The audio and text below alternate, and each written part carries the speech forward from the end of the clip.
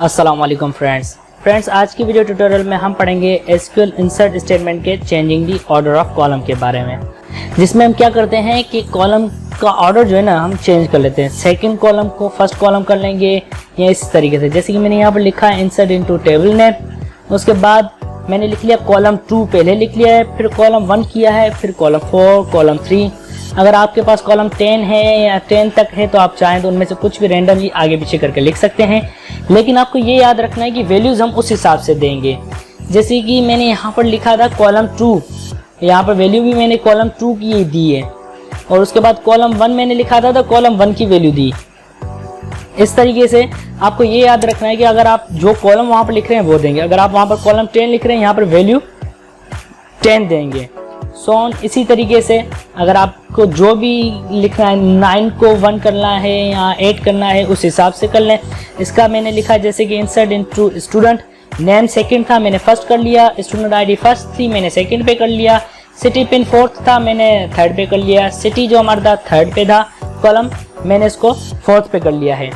और वैल्यूज़ भी आप देख सकते हैं कि हमने इसी तरीके से इंसर्ट किए। पहले नेम इंसर्ट किया, उसके बाद स्टूडेंट आईडी इंसर्ट की, सिटी पिन, उसके बाद सिटी। इस तरीके से हमने इनकी वैल्यू इंसर्ट की है।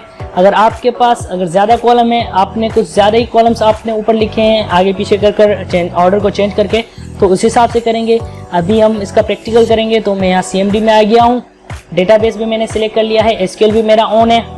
तो अभी हम क्या करते हैं, डायरेक्ट इंसर्ट करते हैं वैल्यू। उसके लिए हम लिखेंगे इंसर्ट इनटू स्टूडेंट, टेबल का नाम आ गया, ब्रैकेट में हम कॉलम को स्पेसिफाई कर लेते हैं उसी एग्जाम्पल की तरीके से।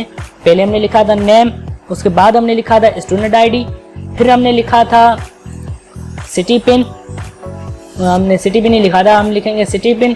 फोर्थ पे हमने किया था सिटी जो हमारा थर्ड पे था, तो हम फोर सिटी आ गया, ब्रैकेट ऑफ, इंटर करके मैं वैल्यूज़ लिखूंगा, वैल्यूज़ कीवर्ड आ गया हमारा, ब्रैकेट ऑन। अब हम यहाँ पर वैल्यू देते जाएंगे। जैसे कि फर्स्ट है स्टूडेंट, तो मैंने उसका लिखा था अहमद अली, तो अहमद अली में नाम दे दिया।